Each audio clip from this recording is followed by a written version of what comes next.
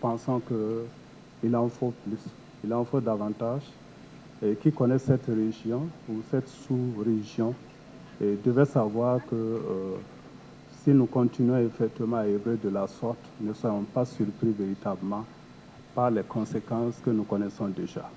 C'est vrai, mon pays souffre de cette situation que chacun connaît, mais j'avoue honnêtement que nous devons encore réfléchir mieux pour que ces populations puissent se voir soulagées effectivement de tous les préjudices encourus.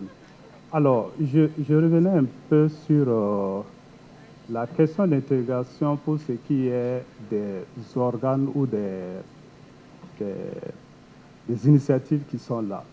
On en a plus d'une dizaine, une dizaine en gros.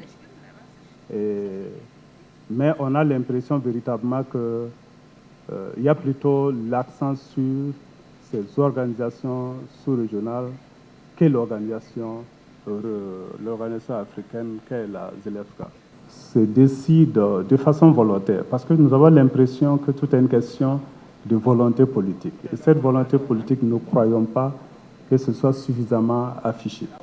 Parce qu'on nous dit à la première communication du président sortant qu'aujourd'hui, on a encore des États qui n'ont pas adhéré à l'organisation. Alors, je n'ai pas véritablement vu les causes réelles. Je voulais juste que la CEA revienne là-dessus pour encore convaincre les uns et les autres que nous avons intérêt à y aller. Intérêt à y aller parce que les organisations sous-régionales, quand bien même feront effectivement, j'allais dire, le nécessaire si sur le continent africain nous ne sentons pas cette unité-là, je ne crois pas que nous allons effectivement évoluer face aux autres États.